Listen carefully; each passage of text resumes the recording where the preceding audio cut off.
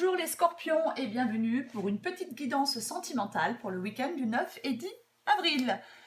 C'est une guidance générale, bien évidemment ça ne parlera pas à tout le monde. Alors pour vous les scorpions, dans cette guidance on a quelqu'un qui doit essayer de mieux canaliser ses émotions. Parce que c'est comme si quelqu'un avait des comportements un peu inconstants ou capricieux ou difficiles à cerner pour la personne en face. Et ces comportements peuvent vous porter préjudice. Là, on a quelqu'un qui, quand cette personne doute, elle perd légèrement pied. Et elle devient la proie un peu de ses incertitudes et de ses peurs. On a quelqu'un aussi qui en amour... je sais pas, il faut essayer de coller de plus près aux réalités, car il y a une personne qui a tendance peut-être à rêver facilement, hein, peut-être un peu romanesque, hein, mais pas toujours prudent. Dans cette guidance, on a une autre personne, alors je ne sais pas si vous êtes la première ou la deuxième personne, vous adaptez bien évidemment à votre situation.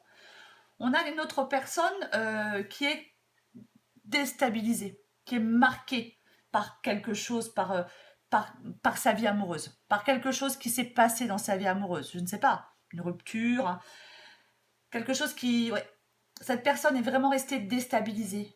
C'est quelqu'un qui a des tendances un peu à l'autodestruction. C'est quelqu'un qui est un peu imprévisible. Hein.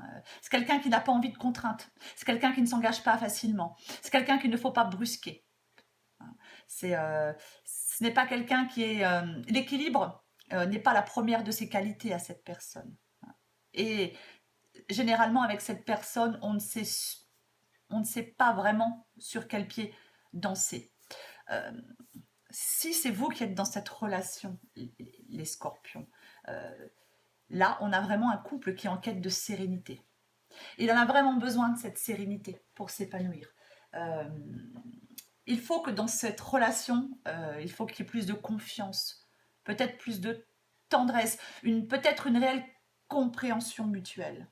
Il faut faire un effort d'écoute, un effort de tolérance, parce qu'il faut que ce couple, enfin cette relation plutôt, elle gagne en maturité, en sécurité. Il faut qu'il y ait du partage. On donne et on reçoit. C'est ça. Pour moi, les scorpions, il va y avoir une décision radicale qui va être prise. Soit on s'engage plus concrètement dans cette relation, ou soit la relation s'arrête. Engagement ou rupture. Quoi qu'il en soit, il y a des dispositions qui vont être prises. Et ces dispositions, elles seront justes. Il va falloir peut-être être réaliste, être honnête, être lucide quant à l'évolution de cette relation. C'est pas la peine de simuler ou de tricher. Hein. C'est pas la solution pour cette relation. Il y a quelqu'un là qui doit être face à ses responsabilités. Il ne faut pas douter non plus dans cette guidance des sentiments de l'autre.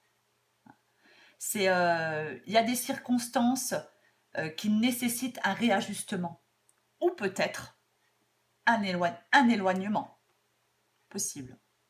Je vous dis, c'est engagement ou rupture. Quoi qu'il en soit, il ne faut pas douter de la sincérité de l'autre.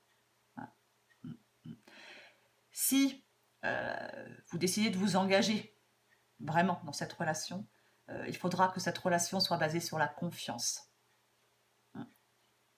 C'est vraiment ça. Il ne faut pas baisser les bras, ne pas douter de la sincérité de la personne en face de vous et baser cette relation sur la confiance. Et le temps fera sûrement bien les choses.